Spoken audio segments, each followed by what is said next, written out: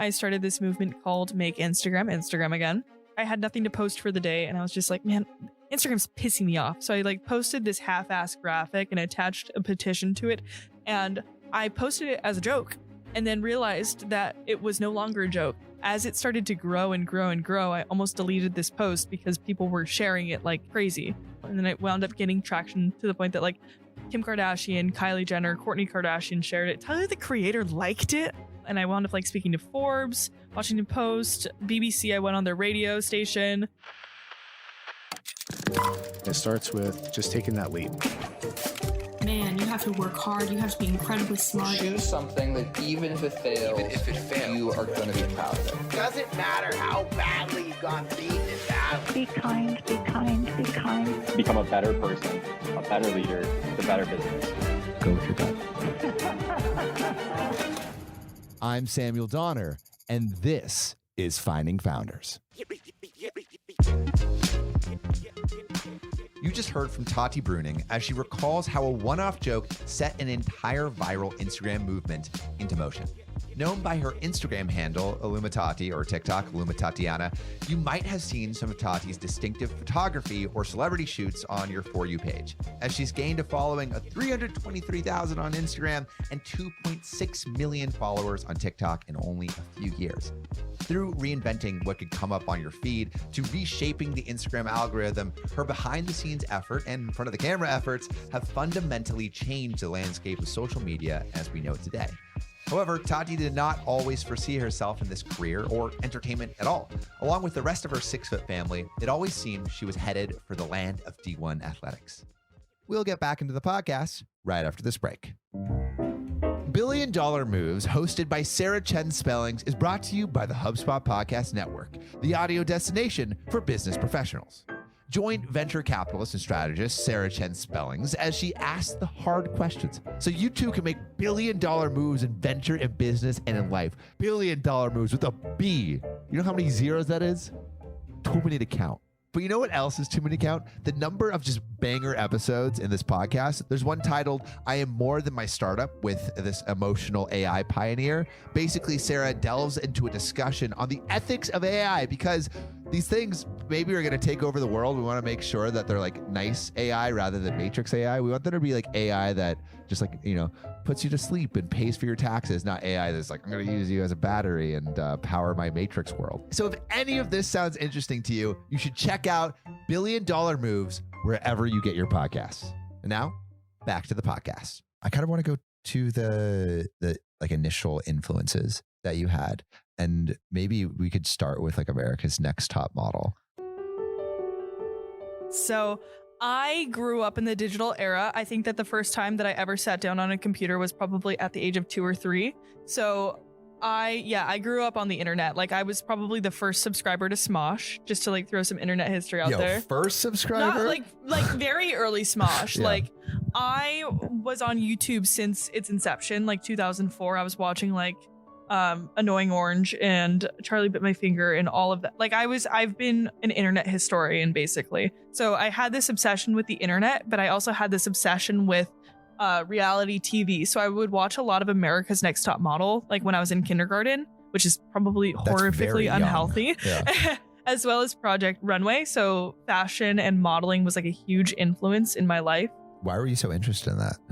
I think that growing up tall, there's 2 ways that you can kind of find your self-love as a tall girl. And either you find it in fashion and modeling or you find it in sports.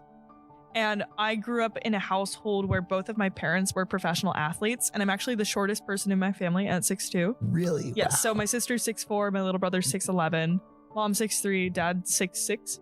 And yeah.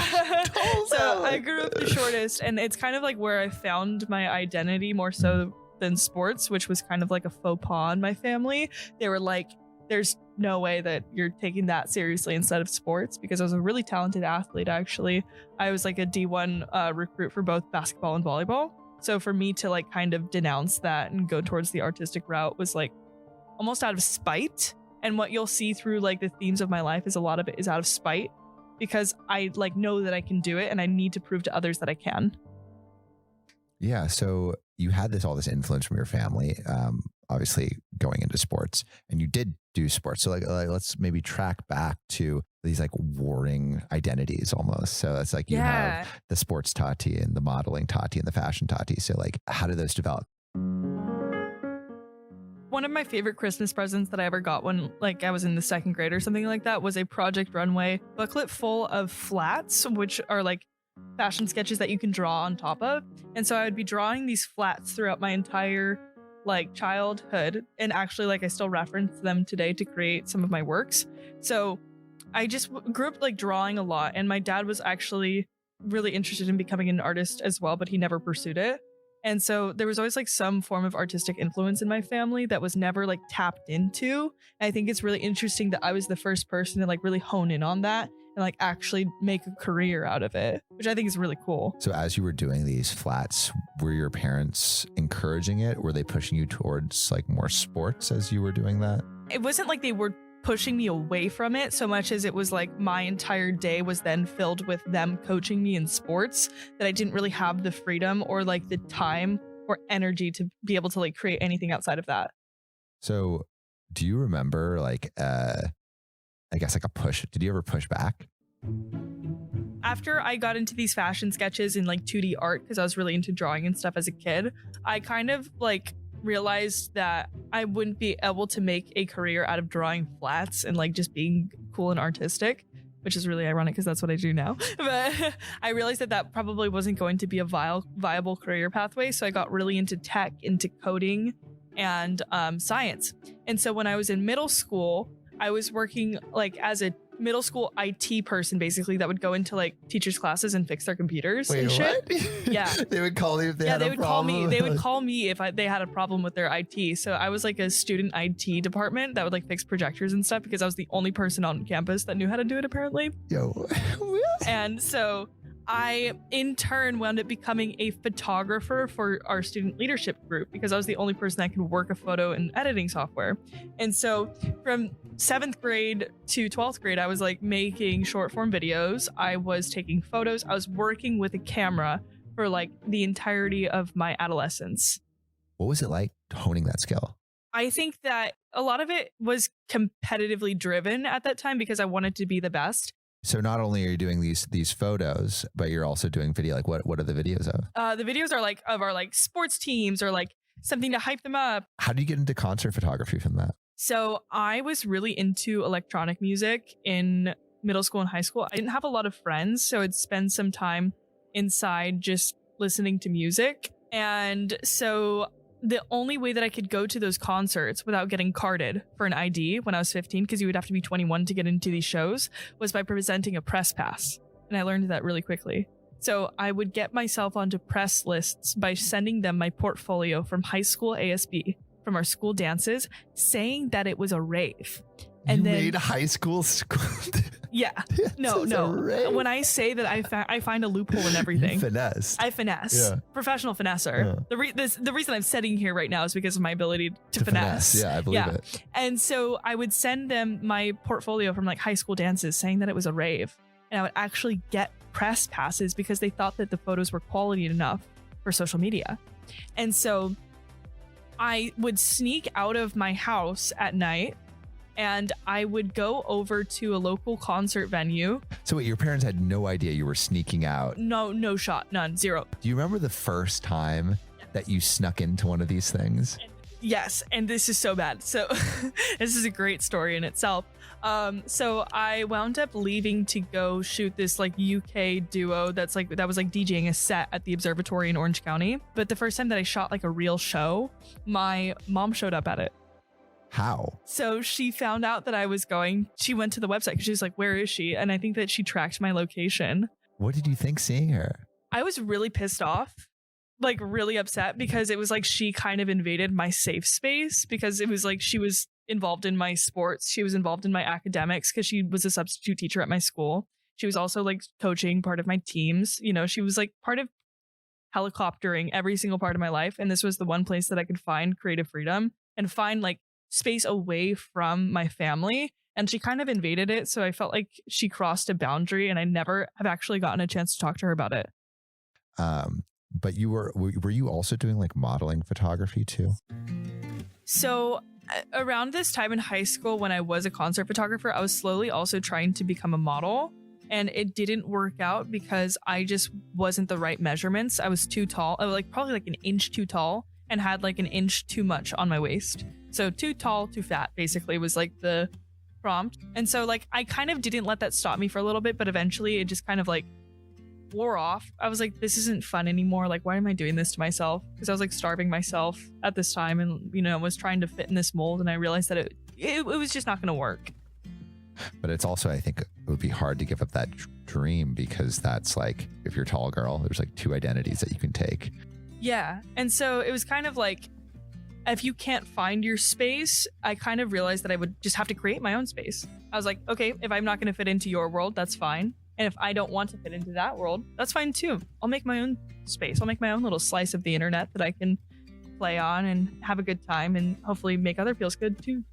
Right before that, I want to talk about because the concert photography was like blowing up. Yeah. Could you tell me about like some of the people that you were like taking photos of? Yeah. So I started to gain like a smaller social media following towards the end of high school and early college for my concert photography because my portfolio, like some of the work started to get good enough for them to go like minorly viral, and also because people were really intrigued about the lifestyle of being a concert photographer at such a young age. Yeah, that is a crazy because lifestyle. it's like yeah, here's me in San Diego with Nightmare and Slander. I have an SAT test tomorrow.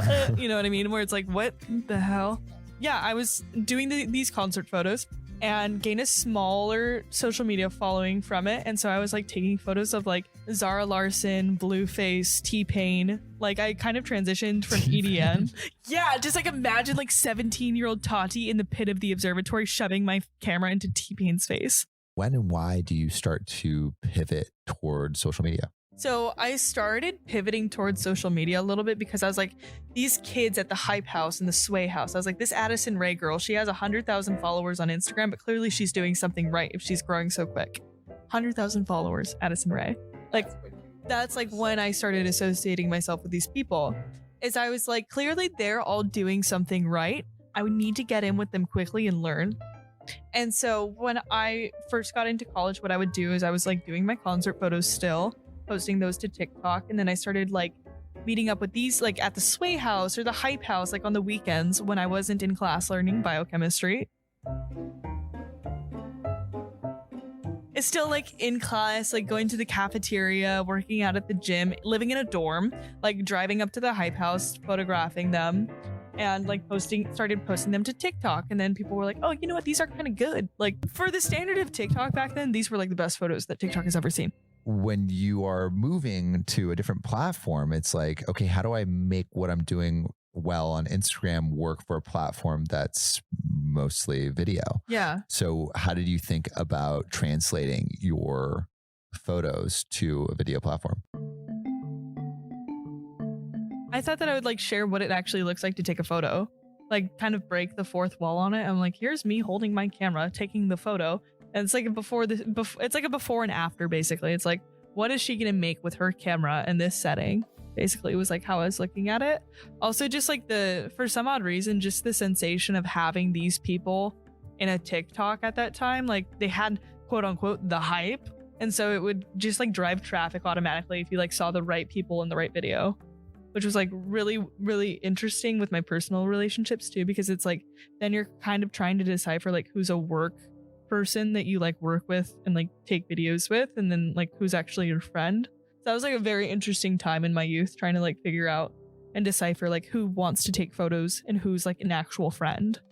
What kind of traction are you seeing on TikTok as you are posting these videos? I think that like I gained like a few thousand followers a day on TikTok, which at the time was like really small. I think that like my peak for the year of 2020 was probably 100,000 followers. But dude, 100,000 followers, that's a good chunk. That's a good chunk. At the time, it really, like compared to the people that I was working with, really no. So that's kind of like where I was like at their wits, like kind of at their beck and call, where they could summon me and like tell me whatever, and I would have to listen because it was like I was the little guy.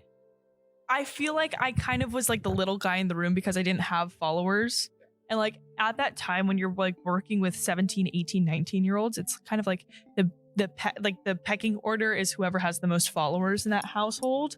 And for me, as somebody that was just kind of like, hey guys, I'm Tati, I have my camera, it's like, okay, yeah, and okay, you take photos, and But like, how do you create an identity for yourself beyond just what you can do for these other people? it takes a lot of poise. It takes a lot of poise and a lot of self-assurance. And that's one thing that I never lacked because I grew up on that notion that I couldn't be who I wanted to be. So I was like always being self-assuring and always telling myself you're doing the right thing. What is the right thing in that?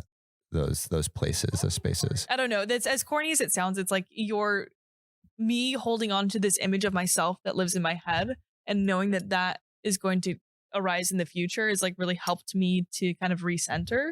That makes sense. So like, even if I was like the little guy in the room or like the small fish or whatever, however you want to put it, it's like, I know that there's something for me in the future and I know that it's not going to be right now, but like, I don't mind putting in the work as a little person now if it means that I can become something bigger later. Yeah. We'll get back into the podcast right after this break. I feel like we just started the year and it's already crazy. I'm about to take a little trip to Patagonia in February. So when you're listening to this, I may be trekking through the mountains. It's been a crazy year between traveling and doing this podcast and the myriad of other projects I have going on. And as a leader, I know that it can be challenging to align your teams on a shared mission and goals for the year. But with the HubSpot CRM, you can keep your marketing, sales, operations, and service teams in sync on one powerful platform. And it grows your business and leaves your competition in the dust. So what can it do? What can it do? Well, it captures leads, boosts sales, and engages customers, all from one powerful platform. Emphasis on the power, which means you can spend less time managing your software and more time connecting with your customers. Learn how HubSpot can help your business grow better at HubSpot.com. And now, back to the podcast. So you have this unique perspective in this very dynamic and I mean now like kind of like infamous house. I want to go to actually Playlist Live because you have like 100,000 followers on TikTok. You are the small fish, but you are surrounded by very large fish. You go to this event. Why and what happens? So when I was in college, when I was, like taking photos of people here and there at the houses and stuff and doing the concert photography, when I was at the cafeteria one day, this party bus pulled up and it was a charity group. And they were raising money for teen mental health awareness. And they were asking anyone with a social media following on campus to come join their party bus and like ride around. So I really liked what they were doing. And I thought that they could do more with it because they were trying to learn how to like work with TikTok and like understand that space. And so I wrote them up a pitch deck on like what they could do to improve their charity group for Playlist Live, which was something that they wanted to go present at. And so they were like, we really like you. Would you like to work for us and do like media stuff and creative advisory? And I was like, absolutely. And they were like, okay, we're going to pay you $1,000 and fly you out to Playlist Live. And for me as a college student, I was like, let's go. Like I get paid to travel. That's like sick. And so I came to Playlist Live under the guise that I was working for this charity group, right? And so I like did their media stuff, but at the same time, like I was kind of finessing my way into the creator lounges and stuff because I knew a couple bigger creators. So I kind of like networked inside of those spaces to try and like get my name out there and like take photos of people and show like proof of work. I'd be like, oh my God, can I take your photo right now? Like you look so good. And I like take their photo and be like, wow, that's the best photo I've ever seen of myself. And so I like wound up meeting all these cool people and then took those connections back to LA with me. And I would get their contact information and I would ask them if they would want to do like a real photo shoot. And so I started these like vlogs of like me going to the studio, like what I would do on my days off. And then I started like this weird voiceover vlog era of TikTok. Tell me about like the stylistic change and what actually came from it. So what actually started happening was I was showing myself in my videos. Like I started showing myself a little bit more in my videos and added a personality to it. So it wasn't just like behind the scenes and photos. Like, hi, I'm Tati and this is my day. Now I wasn't showing my face, but I was using my voice because I was still like too shy to get back in front of the camera after all that trauma from modeling. What was the response from people on TikTok? I gained 1 million followers. Over the course of like 6 months or something like that, I gained 1 million followers for my like voiceover vlog content. And so I started moving out of that space and gaining more self-confidence and, like just started working with bigger and bigger talents. Just more opportunities started coming in terms of like financial opportunities. Like I would be able to like work with more brands on TikTok, make more branded content because there was actually like an ability for you to place your product into my TikTok where it would make sense because it was like a lifestyle page now. Yeah. And so now it's like more people identify with like a human who is giving a recommendation. Which that even became more prominent in late 2021 when I started actually showing my face. Yeah. Then people were like, oh my gosh, like, wait, you looked like this the entire time? And I was like, yeah, I'm like this 6'2" redheaded girl, you know, just chilling. They're like, oh my gosh, that's incredible. It was really scary because I got male attention at first. So like I was like really, that was something that I had never seen before in my lifetime where like I had this like really rabid male audience out of nowhere because of the way that I looked. And I couldn't process why because that was something so new to me. And so it was really scary at first. And then I just kind of like got over it. I was like, I don't know, I'm kind of numb to my appearance now because it's like I see so much of myself on the internet and like I have to like take a photo of myself every single day that I'm just kind of like so body neutral at this point, which I think is kind of sick. It's like at this point I don't even care what I look like when I walk down the street because it's like this reality of the situation, guys. But yeah, no, it was like really scary at first and then just kind of chilled out. And were you posting all of this to TikTok too? Correct. I started like these like vlogs of like me going to the studio, like what I would do on my days off, and then like I started like this weird voiceover vlog era of TikTok.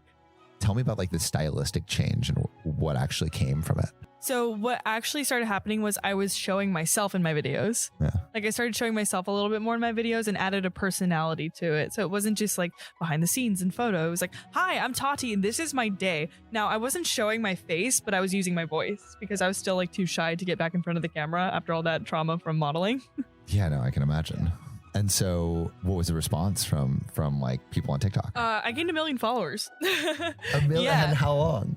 Over the course of like 6 months or something like that, I gained 1 million followers for my like voiceover vlog content. And it was just people like messing with like what like you and your personality. Yeah, they just like were like, your life is so cool. Like you just like run around LA, take photos of people and like drink boba.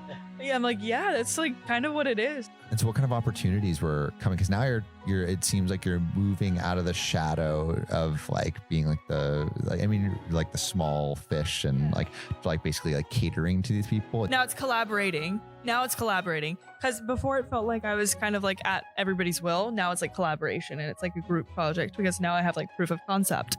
And so I started moving out of that space and gaining more self-confidence and you know, like just started working with bigger and bigger talents.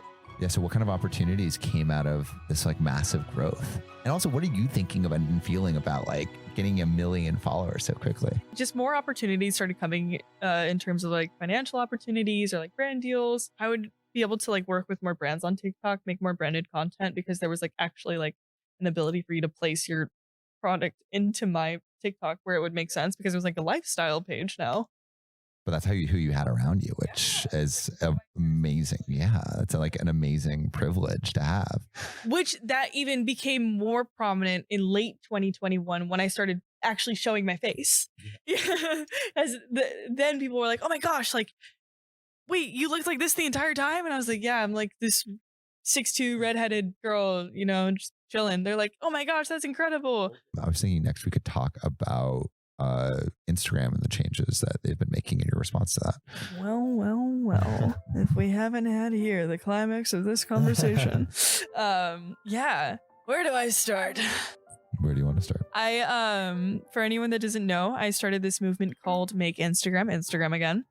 And it was this little graphic that I conjured up in the middle of the night while I was in my hotel room in Belgium this past summer. And so I was bored. I had nothing to post for the day. And I was just like, man, Instagram's pissing me off. So I like posted this half-assed graphic and attached a petition to it that I wrote like in the course of 5 minutes and had my sister proofread and just threw it up. And I posted it as a joke and then realized that it was no longer a joke and that what I was actually fighting for was like this deeper thing. And as it started to grow and grow and grow, I almost deleted this post because people were sharing it like crazy, because they had also felt that Instagram had turned into something that it wasn't anymore, in the terms that like it was having way more video content. There's so much more ads. Like you couldn't see cute photos of your friends. And so that was something where I was like, make Instagram what it was again, like bring back community to social media. And so that's kind of what this whole movement was about. And then it wound up getting traction to the point that like Kim Kardashian, Kylie Jenner, Kourtney Kardashian shared it. Tyler, the creator, liked it. I was like, damn, Tyler, welcome. Welcome to my page. And so, yeah, it kind of like went crazy viral. And I wound up like speaking to Forbes, Washington Post, BBC. I went on their radio station. Pretty much every single major like news outlet you could think of, I did an interview with. So like I would be like sitting eating tacos, like having an Aperol Spritz, talking to the New York Times like over Zoom. I love that for you. Like I was like, hey guys, I'm on vacation. I didn't realize I was gonna have to do this today, so don't mind me. So yeah, that was a crazy week of my life where that movement gained so much traction to the point that I wound up getting into like this sort of media war with the CEO of Instagram. And so we were having this like weird pseudo back and forth about like the changes on Instagram from his account and my account. So I would post something, he would post something, then I would post a follow-up, he would post something. So it was like this weird back and forth between us when like at the end of the day, I love Instagram and I just wanted to see it like be a better app. And so with the user feedback that I generated, they wound up rolling back some of their updates and actually changing parts of the app. So my little movement that I fostered and like fought for user rights, like actually resulted in them listening to us and creating real change, which was really, really cool to see. Yeah. And especially with an app that has like massive influence, like you're changing like 1 billion lives. Which is like insane. That's insane. Because all I really wanted and like if you think about like what I really wanted in the first place was like I just wanted more community. Like I just want more belonging. I just want to be more me. You know what I mean? And I want everyone to be more of them. So it was like Instagram just wasn't fostering a place anymore where we could like be ourselves and see our friends doing their most authentic things in their daily lives, because it was getting drowned out by BS, basically. What advice would you give to a creator that's like just getting started? I think have no goal with it at first. I think just post to have fun. Like you can have fun and like have good lighting too. Aside from like the basics of obviously video making, just have fun. It's not that deep. And if you have the goal of becoming famous from it, then my suggestion is to change your goal very, very quickly, because that's going to make you miserable. Don't chase that, because you'll never find happiness in that. Like just be happy making things. Thank you so much for listening. If you haven't already, make sure to subscribe, rate the podcast 5 stars, and share with a friend. If you have any questions or comments, DM us at Finding Founders Podcast on Instagram, LinkedIn, or Facebook. Finding Founders is produced and hosted by me, Samuel Donner. Our Chief of Staff and Operations is Jessica Lynn. Our audio editing team lead is Adrian Tapia. Support from Irene Van Berkel, Matt Fernandez, Nay Buchanan, Sophia Donner, David Saide, Ashley Jimenez, Nicholas Guzman, Aaron Devereaux, Sanessa Gisley, and Lois Choi. Our outreach and research lead is Kenny Ong, with support from Sarah Hobson, Charisse Tan, Harushi Kanauchi, Kristen Hagelin, Aya Cortez, and Valencia Lu. Our writing team lead is Elizabeth Bowen, with support from Aiden Ashworth, Nikki Mukawa, Sylvie Wang, and Eric Mena. Our design team lead is Shruti Ramanand, with support from Tiffany Dang, Yao Lil, and Dina Gabriel. To see more of what we're up to, subscribe to our newsletter at findingfounders.co. Thanks again for listening, and see you next week.